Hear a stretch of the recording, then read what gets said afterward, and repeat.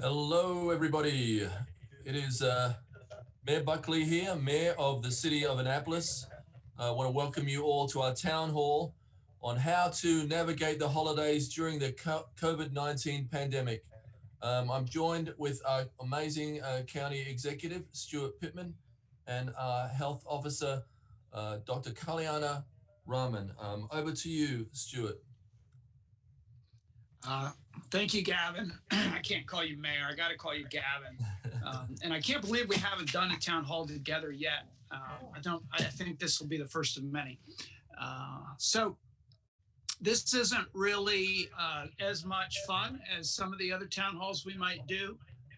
It seems like with the COVID rates going up in the county and in the state and in the whole northern hemisphere of the world, that thinking about these upcoming holidays is a little depressing because we're told to social distance and we're told that we shouldn't travel and we're told that we shouldn't really party like we want to. And but I think as I was thinking about this town hall and talking to my kids and my family and others about the holidays, there's always a way to find a good in everything, and that's what we're gonna do tonight.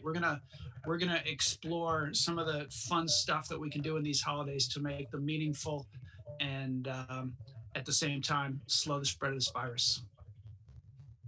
And Dr. Kelly Anaraman, of course, is going to guide us. Our incredible. You said I was amazing, Gavin. Well, Dr. K is incredible. So we're the superheroes. And what are you, Gavin? You're the Superman. So, Great team.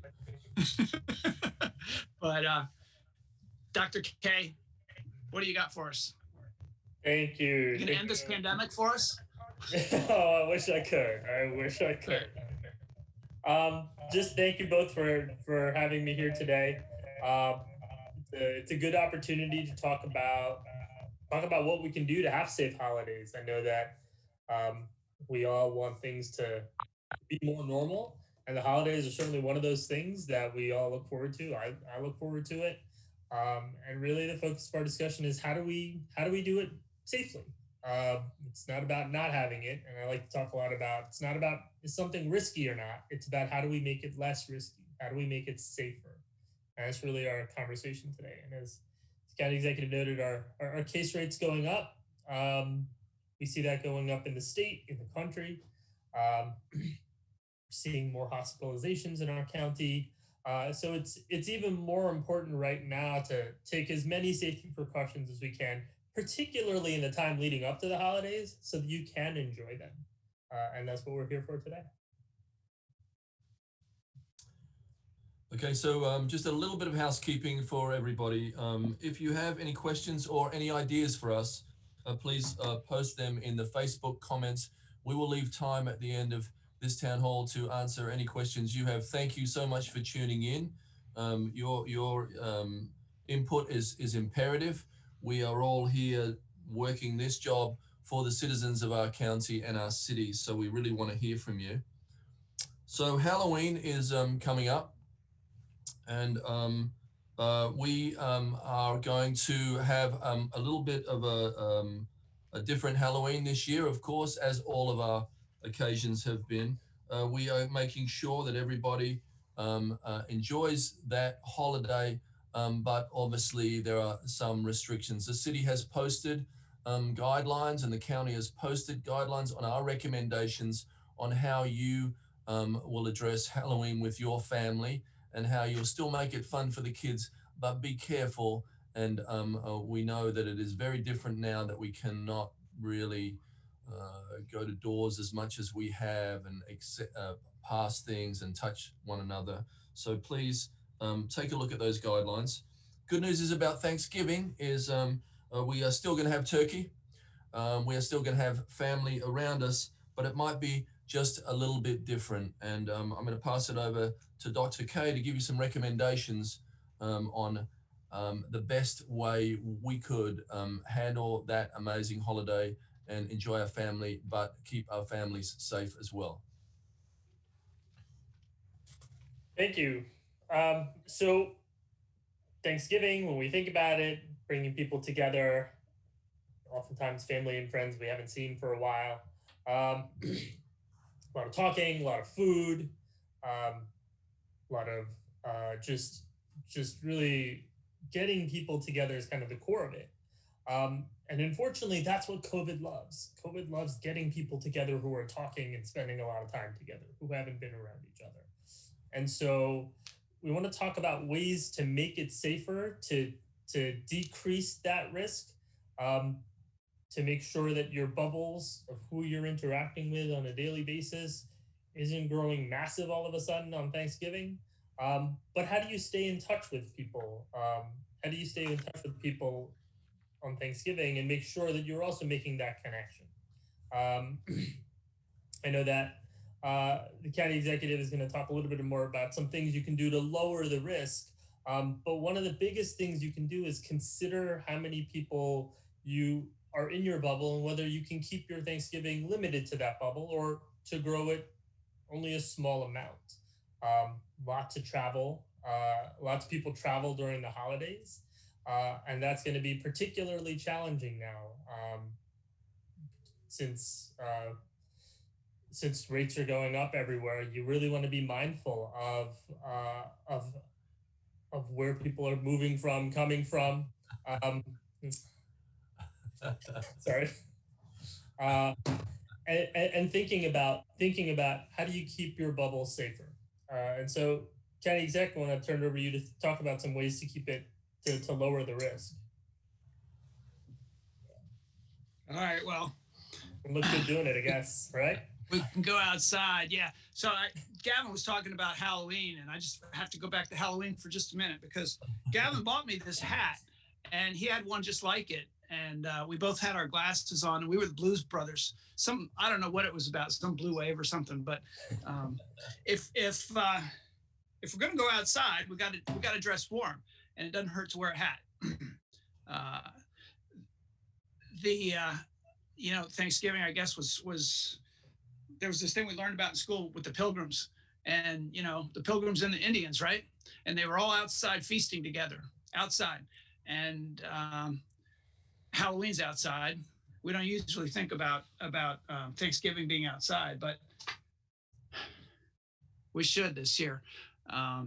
The other thing that I asked my kids about, what we were going to do for Thanksgiving. Of course, they're a little bummed that we're not going to have a big family gathering. We have a lot of family in the area. And so what we did was we made a list of the people we wanted to Zoom with. And what was really cool to them is that this means that they get to have Thanksgiving with their cousins who don't live nearby. And I don't know about you, but I know a lot of families have started to do Zoom meetings. I've had some with different parts of our family and connected with people that I hadn't connected with in a really long time. And it's pretty neat when you get a group of people together and you can see each other on the screen and sometimes have a more intimate conversation than we have in person. So that's part of the message is you can go outdoors, you can Zoom, you can, if you really like to cook, I like this idea of cooking and delivering to your neighbors. Some people just love to cook a lot of stuff. Well, just give it away. And then hot beverages outside. There's nothing better to me than a good spiked hot cider or some of the hot drinks that we enjoy. So it's safer outside and we can celebrate outside. And so I would say the big takeaways here are, if you have the ability to keep your event outdoors, it is much safer. You've seen how we've done that in the city of Annapolis, and it has been very effective. If you can keep your group small, please keep your group small. And for the sake of your own families, flying in it does present risks to the city because we know that other states have it a little bit harder than us. They haven't followed the same guidelines. They haven't had the same incredible leadership that we've had under Dr. Nylash. And so this year we know it's going to be a tough one, but for the sake of this county and the good work that you've all done in the citizens of this county and city, let's keep it up. We're getting close to the end of the year, and Dr. Nylash is going to give us a little bit of an update on where we are on the spread.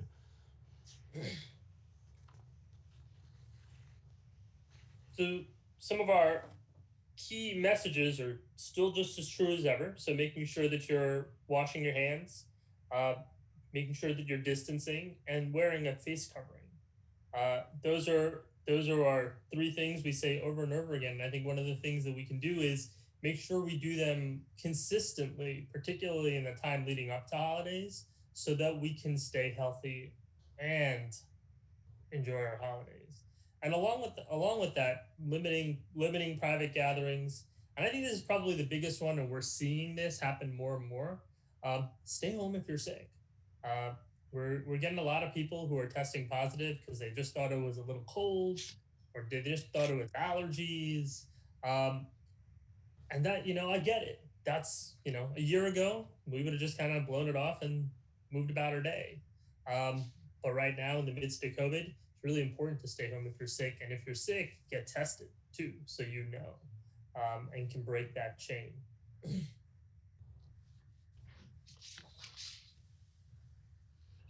So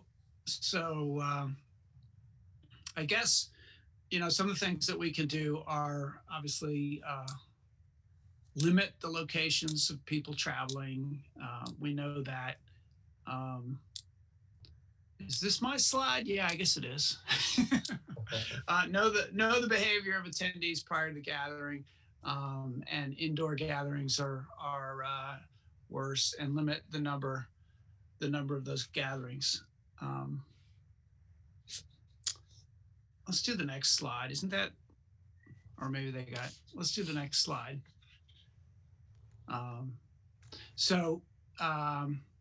We talked about the Zooming, which I think is going to be really helpful. But I really like the idea of kind of planning an agenda for this stuff, like family recipes can share, on the Zoom with everybody. The family traditions and the old memories, you can really do like that.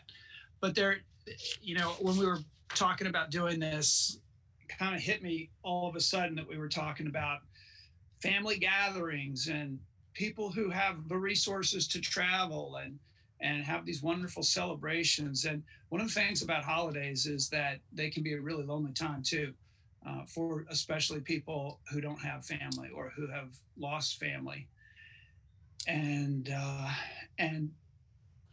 in Anne Arundel County and in the city of Annapolis, we do have some great resources, and people often don't want to reach out and try to get help. But for instance, during Thanksgiving, we've created already this incredible food distribution system. Actually, if we look at the next slide, there's a map. It's online. It's at aacounty.org/coronavirus food, I think. Yeah, /coronavirus/food. We have a coronavirus page with all of this stuff that was created in response to the pandemic, and you can click on all these little links and their food distribution sites. But even better, we have this food access warm line, which is 410-222-FOOD, and you can talk to a real person. And there are, through the Partnership for Children, Youth, and Families, Department of Aging and Disabilities, there are some really great programs. Aging and Disabilities is working with the Lighthouse Bistro, providing Thanksgiving meals at food distribution sites. And at the aging centers, people can pick up really a week of meals, but they have Thanksgiving meals as well. So if you call those hotlines, look at the map, and really reach out for help, not only are there people that you can talk to, but they're actually Thanksgiving meals. And so I really hope that when people are lonely during these holidays, that they connect with some of the county resources and some of the nonprofits as well that are there to help. And I think that would be an amazing thing to do at Thanksgiving, as you are not going to be probably cooking the big meals that you've cooked before, but take that opportunity to give. And you can do that through the county executive's office or through the mayor's office. We will get whatever you're trying to do through to the people that need it the most, and that will be an amazing thing for us all to do, coming together as one family in this tough time of year. So holiday shopping will be looking very different in the city. We know the city of Annapolis is a postcard town, a beautiful day, a beautiful area to go during the holidays. And so what we love about the city of Annapolis is it is almost by design socially distanced. We are not a big metropolis. We're a small scale city. We have nice sidewalks. We've had really excellent mask compliance.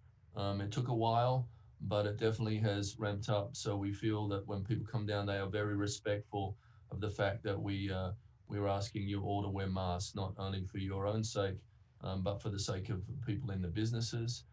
So please feel free to come down and follow the rules in terms of that. Support the shops in a responsible way. Not too many people in the shops at one time.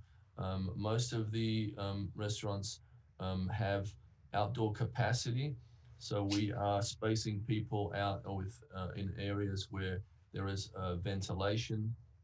There will be heating, so you'll be able to do a version of your holiday shopping and enjoy the city in a responsible and safe way. And we were going to try to avoid the riskiest behaviors. I think Dr. Kay can speak to what the risky behaviors are and how we are going to try to avoid those just to get us across the line. Yeah.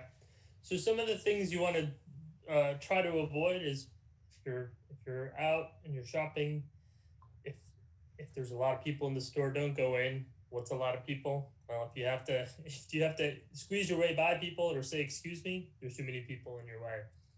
You want to be able to walk pretty easily without encountering anybody in a store.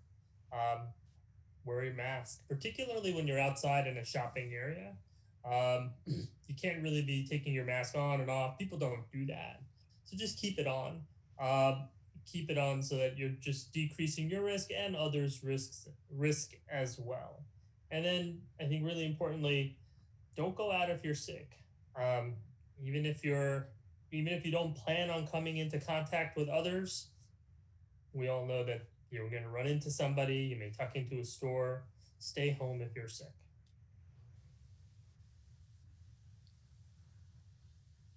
So,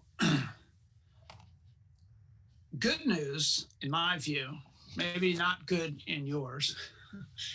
Some people really like these like Black Friday sales, Thanksgiving sales with the big box stores, and everybody lines up in the morning, and then they go barging in and trample each other and try to get the deals. And fortunately, the stores and chains are wise enough not to be doing that during a pandemic. And I was a little bit worried, when we had capacity, we still have capacity restrictions on stores, and most stores are not really near those capacities, so it hasn't affected them in retail shopping as much. But it could have been really bad during this holiday shopping, and it still could be with capacity. So I'm not going to say just go Amazon because people have a tendency to do that anyway, and then we kill our local businesses. So I really want to encourage people to shop locally as much as they possibly can. You can shop online locally with some of our stores, and you can go into the store safely. They have capacity restrictions. You wear a mask. You don't go in if there's too many people, and I would encourage people to shop locally when.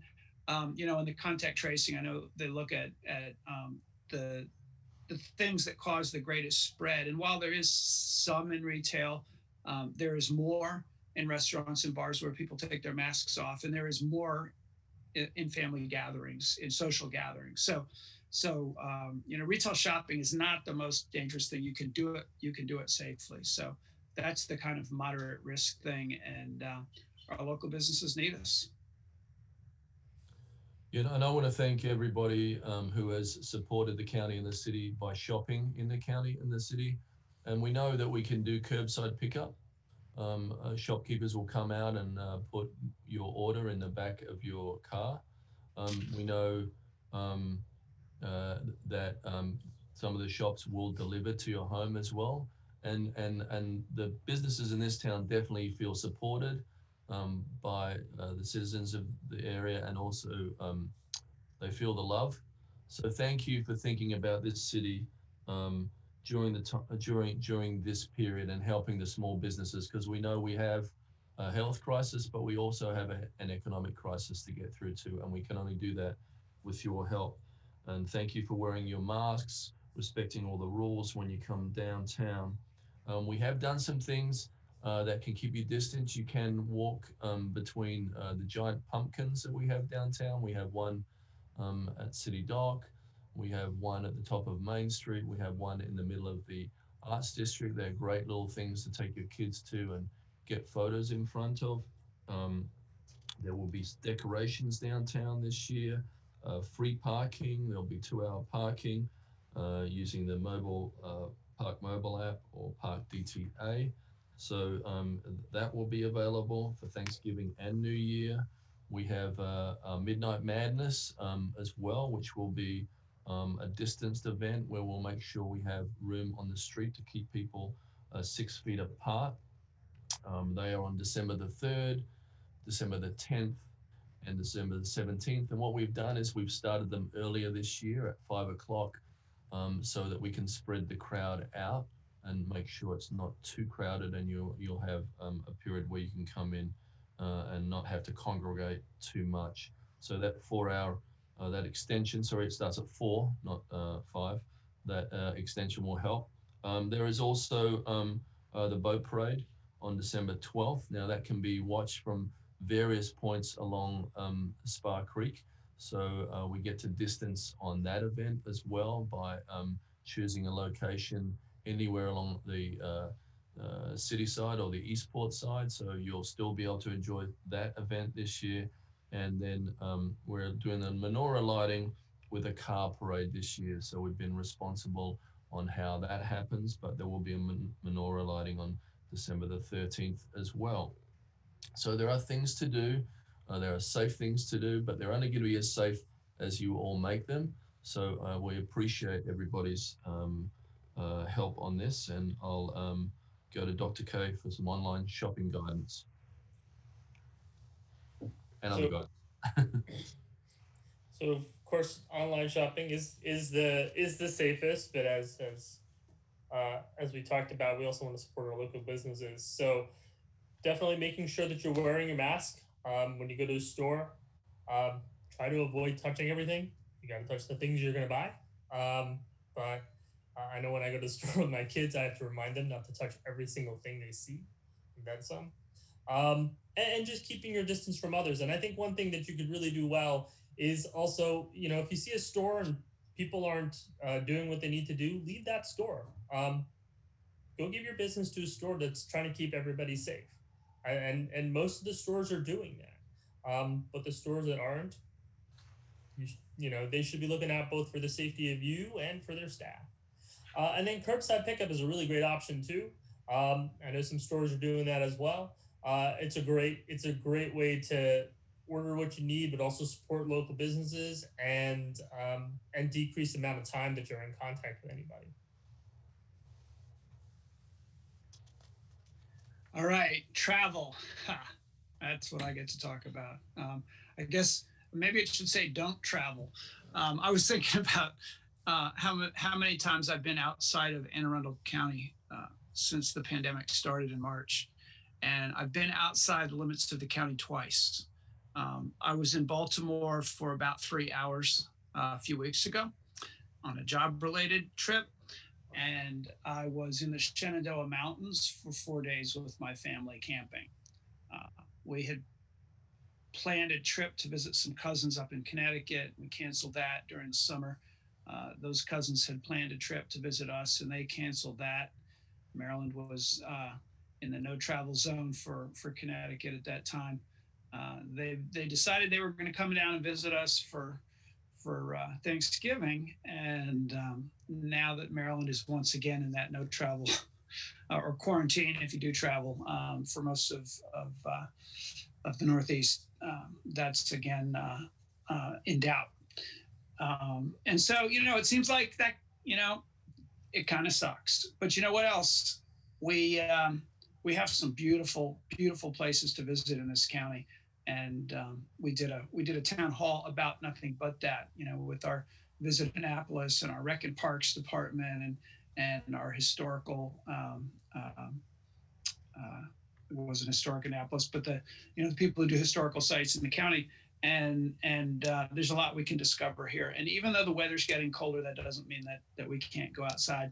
But I do want to say that speaking personally, again, my daughter visited from LA, and she had canceled one trip, but then she decided that she could come here, and she spent about 6 weeks. She was able to work virtually here and spend some time, and she got on an airplane, and she sat next to. She said she sat next to the oldest person she could find. She figured older people were more careful. It was a guy in a double mask. She had a great big mask on herself, and she had read that actually on airplanes, because of air circulation with the masks, that there hasn't been a whole lot of spread. The biggest concern was in the airport, where there were people congregating. But she got here. She quarantined when she got here, and then we had a good time for a while. So it's possible to travel. Just be super careful. And I think it's back to you, Nilesh, right? Mm-hmm. Yeah, and so the real issue with traveling is there's three things, right? There's what's going on, just your interactions on a daily basis. If you're getting in a plane, as Ken Exec mentioned, airports are actually a big issue because people are standing around, not really doing anything, and there's just a lot of people there, far fewer than there used to be. And then the planes itself. And if you're going to travel, make sure you keep your mask on, try to keep your distance. And one of the things talk to the airline about is their policy on seats and keeping space between seats. It doesn't have to be between every person, but it has to be between every group. So if you have a family of 3 or 4, you could sit together, but you should have some distance from others.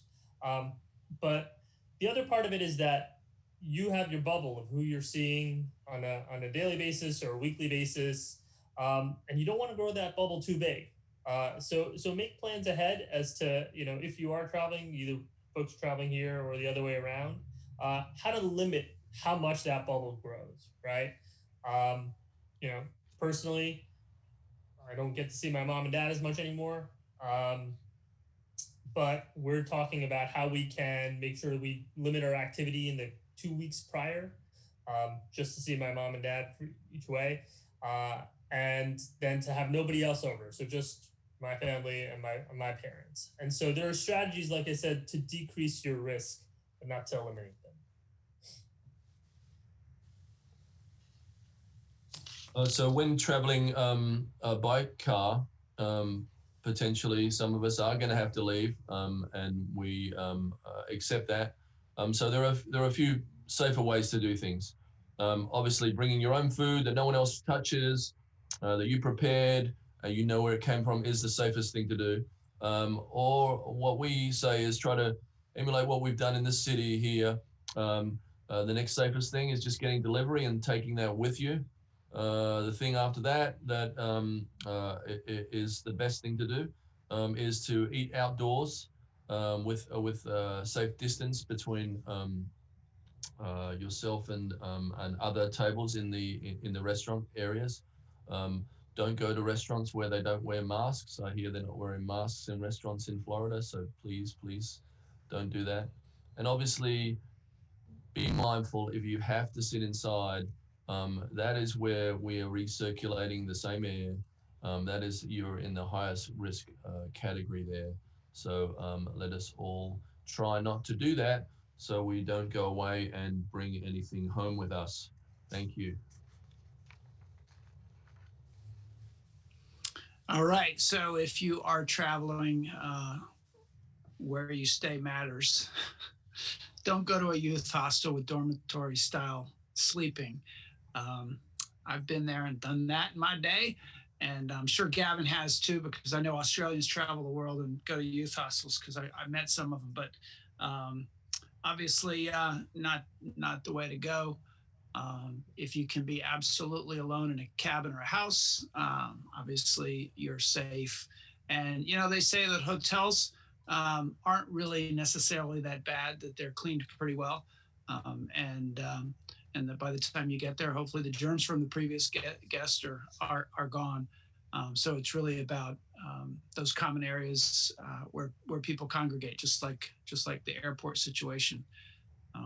So common sense, obviously, and if you're if you're staying with another family, the smaller the group, if you merge two groups, you want to make sure that both are tested in advance and haven't been exposed.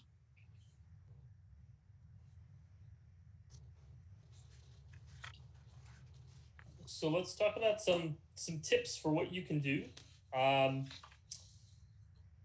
It's spreading. COVID's spreading right now. If you go to a website we like to use is covidactnow.org. It gives you a really good breakdown of how different states and also how different counties in throughout the country are doing, their case rate, their percent positivity. It's a great way to get a sense of what's happening. So if you're going to travel, what you want to do is try to restrict your activity in the week to two before you either travel or others are traveling to you, and then restrict your activity for 14 days afterwards. That's a great way to minimize your chance of getting anything before you see people, and minimizing your chance of giving anything to anybody after you've seen someone. Do not travel if you have symptoms. That's not going to end well. You're just going to end up giving something to somebody else. It's also a good time to buy trip insurance. I usually click the no box. I'm not sure I'm going to click the no box during COVID. I'm not going anywhere anyway. But if you are going somewhere, get that trip insurance. You don't know what's going to happen. And the other part of that is paying attention to travel restrictions. Different states have different restrictions, both for people who are coming in to their state and also for what's expected of residents once they leave and come back. And so you want to pay attention to that by going to that state's health department's website to understand what it is that they're requiring. I'll give you one example that I know of. A friend of mine his kid was starting in college in New York, and they actually had to get there 2 weeks in advance so that they can isolate, get tested before he could start college. Now with increasing rates, that's only going to become more and more of an issue. Okay, so let's talk about ringing in the holidays. It's going to be a little bit different this year, I'm afraid. Hanukkah, Kwanzaa, Christmas, and New Year. A sad announcement about New Year is that we will not be doing fireworks this year. We'll be encouraging people to watch the ball drop on their TV and stay with their family and do a bit of family time. We have had to steer the city away from events that really get big crowds, and we know one of the biggest crowds we get is I'm not on New Year's yet. No, we're on. Right. So so just to let everyone know, that's kind of our holiday wrap up in terms of the way we're going to deal with this year's holiday. So I'm afraid that New Year's Eve thing, which was supposed to be on the next slide, so I'm apologizing, is going to be a little bit downplayed this year. But I want to make again say thank you, because look at how well we have done as a state, and look at how well we've done as a county and a city. I know, and we are surrounded by jurisdictions and states that we don't really have any option of closing down our borders or isolating ourselves in any way. And it's just through the hard work of the people in this area that we are, we're on a razor's edge. We're not by any means home, but we've done a commendable effort so far. So I know that the holidays are not going to be what you've expected, but I know that we'll look back on this and we'll say that we got through this together because we all cared about one another. Thank you. Yeah, so I agree completely with Gavin on that.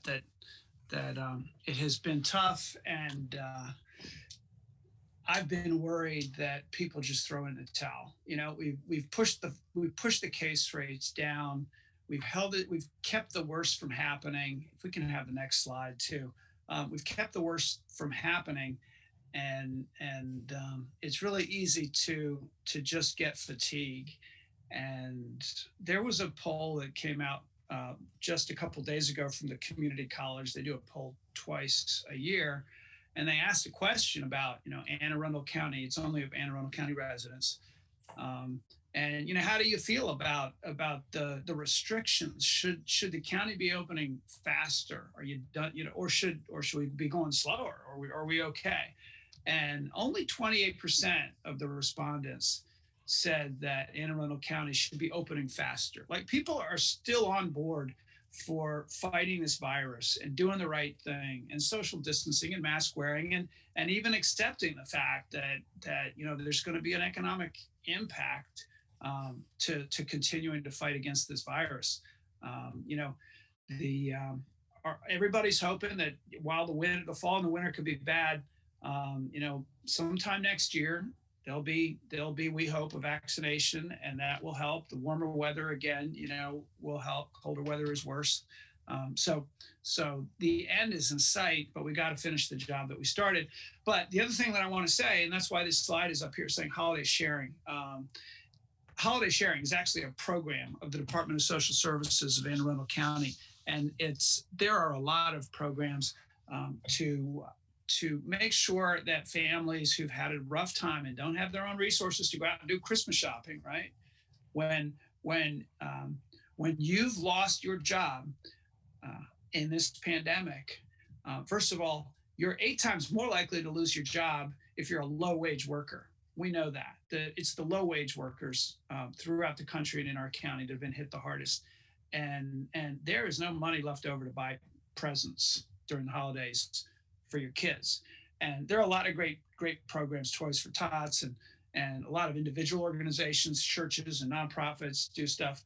The Department of Social Services does one that is called Holiday Sharing, and you can connect with them, aacounty.org/holiday-sharing, and either to sign up to get gifts if you're in financial difficulty and need help, or to sign up to be generous and provide gifts.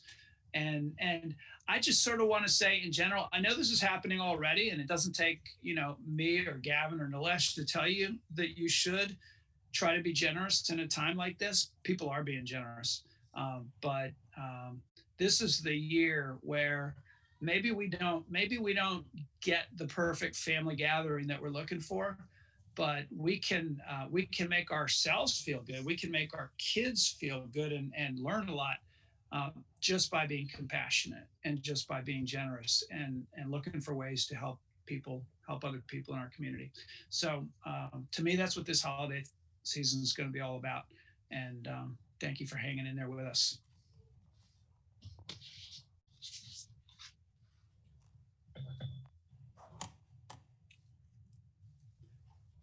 You got any final words, Dr. K? Dr. K. Don't give up the ship. I love it. I like that better. I just think that people have been doing a really good job. Most people we see are doing everything they can. They're masking. They're trying to stay to their bubble. They're keeping their distance, and it actually gets easier. The more people do it, the easier it is to keep doing it. We're going to get there. We are definitely going to get there. We're following along really closely and working with the Maryland Department of Health on vaccines, following on treatments. We just have to keep at it. And I think that you're right during the holidays, which is about sharing, which is about caring. The more we focus on how we can do that, I think the more we'll have the spirit of the seasons in us. One thing I was talking about earlier was how we think about it in public health is really about prevention, right? And it's about playing defense. And been thinking a lot about like this football analogy, which is essentially we're playing defense all the time against COVID. Our victories are not getting scored upon, but we don't want to get sick, and so we have to keep at it. We have to keep at it, and it's tiring. It's hard, and that's why now more than ever, I think it's important to be kind to yourself and to be kind to others during this season. So I'd say the biggest holiday gift before we go to some questions is that we are walking more than we've ever done. We are biking more. We are discovering parks. We are spending time with our family. We are going out with our family. I want you all to go out on New Year's Day and enjoy one of the great county and city parks and really say we did a great job to get through 2020. We couldn't have done it if we didn't all pull together, and we did pull together. And I know we all look at the news every night and we can't believe what's happening in other states, but we are proud of the efforts of Marylanders. So I think on that, we will be going to some questions, I believe.